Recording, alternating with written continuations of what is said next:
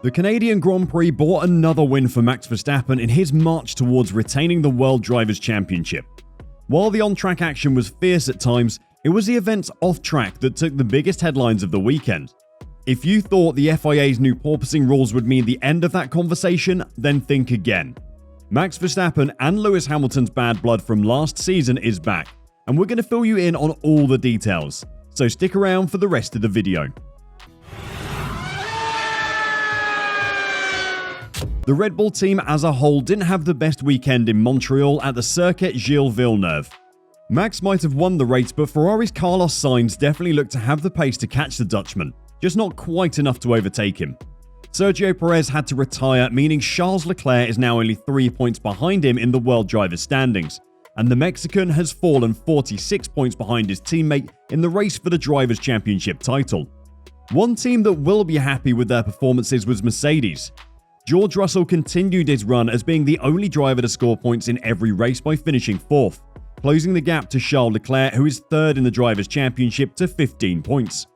The young Englishman had an impressive drive after making a strategy error in qualifying that saw him attempt to set a time in Q3 on slick tyres when the track was still far too wet. The biggest surprise though was Lewis Hamilton managing to finish on the podium. The 7-time world champion has been incredibly inconsistent this season and has really struggled to learn how the W13 drives. It was only his 2nd podium of the season, but he drove well to take it. It was off the track that the real drama of the weekend happened though. The FIA revealed on Thursday that they would be making regulation changes to manage the amount of bouncing and porpoising the teams were allowed in their cars. This would be done by measuring the vertical G-force of the cars and punishing teams that weren't within a certain threshold. It was too short notice for anything to be implemented for the Canadian Grand Prix, but it is expected that the rules will come into effect in Silverstone in 2 weeks' time. It was the call from the Mercedes team, who've been the worst offenders all season, that was most heard among the media.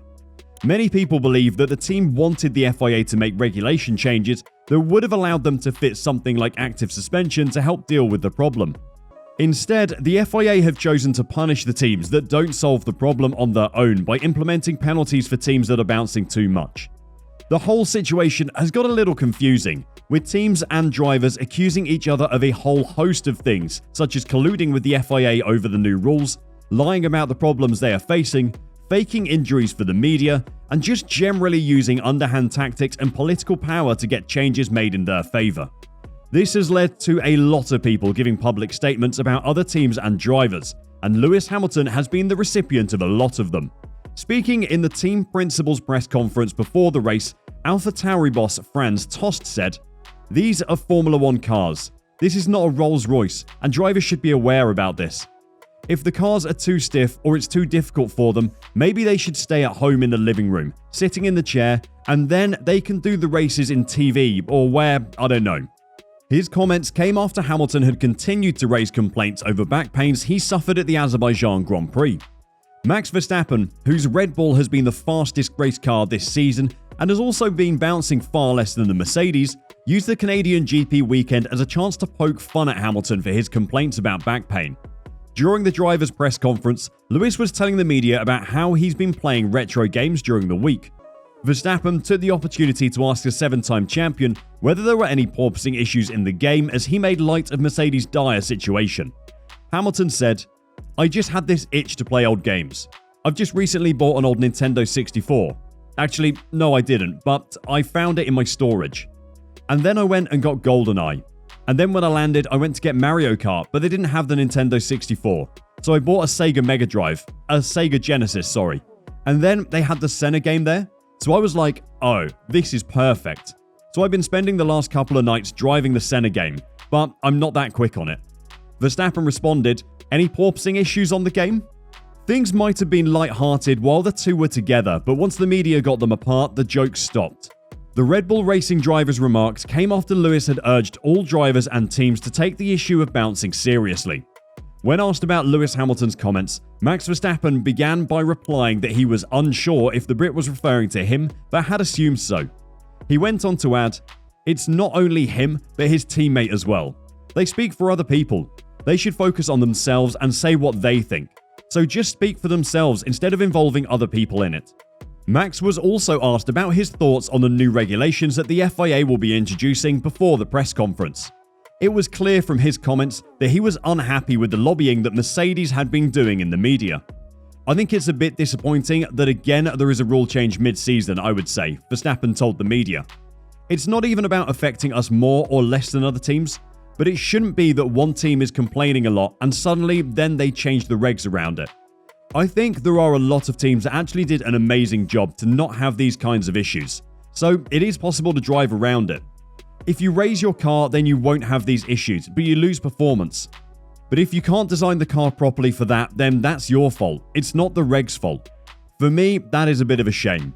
Verstappen was clearly not happy with the Mercedes drivers or team. His point about not being able to design a car properly is something that's been echoed by a number of team bosses on the grid.